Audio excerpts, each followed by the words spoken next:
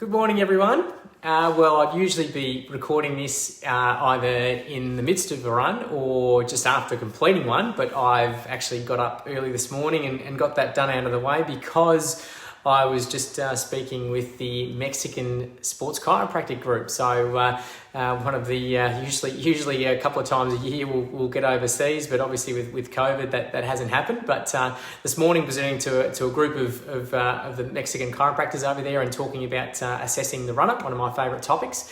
And one of the things that we spoke about in that and what we'll cover in the video today is common training mistakes that runners make. Now, there's one of the great things about running is that it's so accessible and so easy to do, but unfortunately because of that, there can be mistakes made with people just thinking, oh yeah, I'm just going to lace up and run out and do that when I want or when I've got time and so the two mistakes that we tend to see that runners make with their training is they do too much too soon and then they do too hard too often. So if we go by the too much too soon, and this is a really common one in that we see that there's just no, especially when there's no plan. So the runners don't really have any sort of, set days. They'll just sort of run when they want. If it's a busy week, they might not do much. And so what we see if we look at from a week to week is that there's a lot of this just up and down movement there. So they might do 4 runs this week, and then I do none. And then I do 3, and then I do none. And then I do 5, and there's just this up and down, and as a result of that is that the body doesn't really adapt to that stress. It's obviously not a progressive loading program, and that can result in injury or illness. A good framework, and there's been some discussions about this with some recent papers coming out on looking at the acute chronic workload ratio and criticising that. And one of the things I think that we're left with is going back to the old 10% rule. And that for those that aren't familiar with that, but I'm sure a lot of you have heard, is that just adding 10%. And I think the 10% rule is a good guide. What we know from Rasmus Nielsen's work is that they looked at what would the difference between increasing 10, 20 or 30% from week to week, and what they found is that for most recreational runners, increasing up to 30% from week to week is generally pretty safe. Now, what we like to look at though is that for runners that aren't doing very much, so say if they're only running from 0 to 10 Ks a week, if you would increase 10%, it would actually take a very long time to actually get up to any sort of reasonable mileage. If you're doing 8 Ks a week, increasing 10% is only going to get you 800 a week, and so it's very slow increments. So what we find is for those runners that not doing a lot, we can actually increase by a little bit more than that, and that's where we can go up to 30%. So, and when we say up to, is it depends on some of the other things. So it depends on what the current injury status is like, what the stresses in their life are like, what their previous injury history has been like, what their strength, all those sort of things will come into consideration when we're working out how much to increase the weekly amounts by. But generally for those for that 0 to 10 range, we can say 30%. And then we go up as we start to go up there a little bit higher and getting up into the 10 to 20 Ks a week. Then that's where we can look at maybe you want to go drop that back a little bit and maybe only increasing by 20%, because obviously as we go through and we do more mileage during the week, then 30% of that becomes increasingly bigger.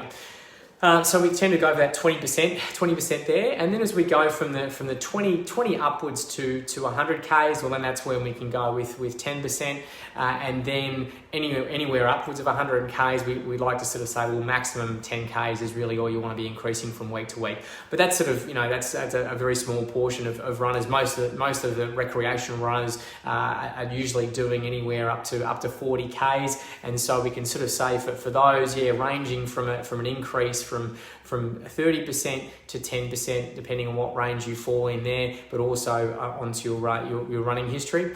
The other thing that we tend to see, so that's sort of talking about too much too soon. And the second fault that we see is too fast too often.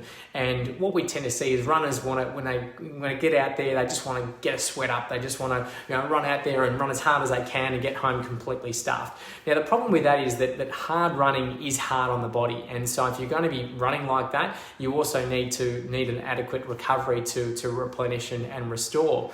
And if you're continually doing those hard runnings run after run, it will take its toll and injury can result. And in fact, if you look at what most elite runners will do, and anyone on that this is receiving is being coached by someone, is that they do most of their running at a very easy intensity, easy pace.